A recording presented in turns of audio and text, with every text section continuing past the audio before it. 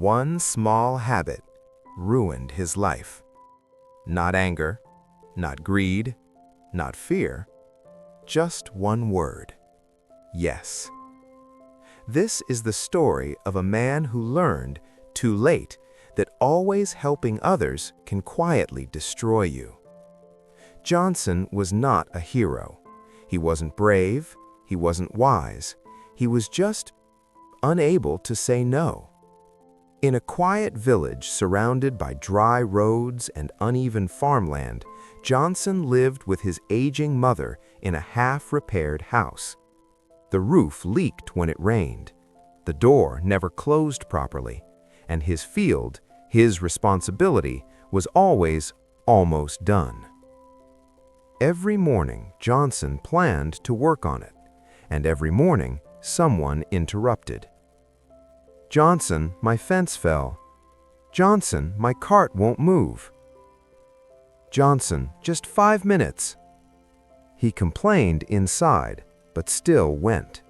By sunset, he was exhausted, dusty, and frustrated. His own work stayed untouched. Night after night, he promised himself, "Tomorrow I'll focus on my life." Tomorrow never came. The breaking point arrived quietly. One evening, Johnson returned home late and empty-handed. His mother sat by the fire, coughing softly. The medicine jar beside her was nearly empty. "Did you sell anything today?" she asked. Johnson hesitated. "No, I helped Jacob again." She nodded, tired but gentle. "You help everyone," she said. "I just wish someone helped you." That night, rain began falling hard. Johnson rushed outside, too late. Water flooded his field, seeds washed away. Weeks of effort vanished in silence. Johnson didn't scream, he didn't cry. He just stood there, soaked, watching his future dissolve into mud. And for the first time, a terrifying thought entered his mind. What if this is my fault? The next day, he avoided the village. He wandered toward the river, angry at himself, angry at everyone else. That's when he noticed George, an older farmer struggling to lift a sack of grain. Normally, Johnson would have rushed in. This time, he didn't. George dropped the sack, breathing hard. "You gonna stand there?" he snapped. Johnson froze, then stepped forward awkwardly. As they worked, Johnson muttered, "I help everyone and still lose everything." George laughed bitterly. "Then stop helping," he said. Johnson stared at him. George wiped sweat from his brow. "I once helped so much I forgot how to live. It cost me 10 years. That was it. No lecture, no wisdom speech, just honesty. George made Johnson a deal. "For 7 days," he said, "help only after your own work is done." "And if I fail?" Johnson asked. George shrugged. "Then you'll learn what your kindness is really worth." The first day was torture. Jacob came early, angry this time. "You think you're better than us now?" Johnson hesitated, his stomach twisted. "I'll come later," he said. Jacob scoffed. "Don't bother."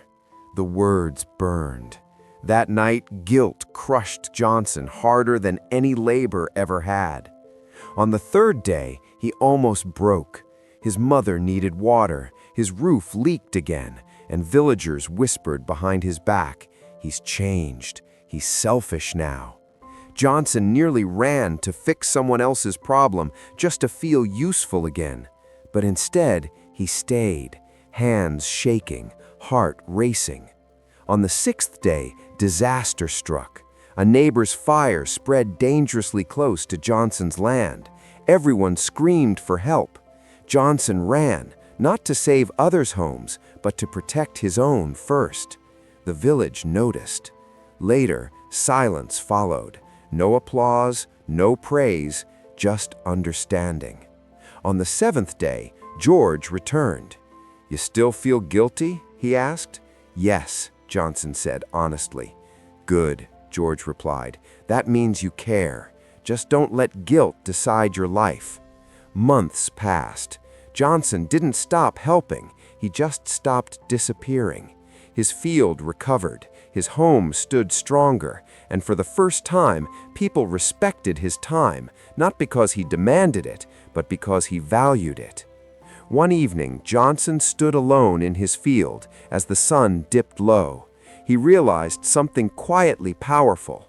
Kindness without boundaries isn't kindness, it's self-neglect. Which seed are you watering today?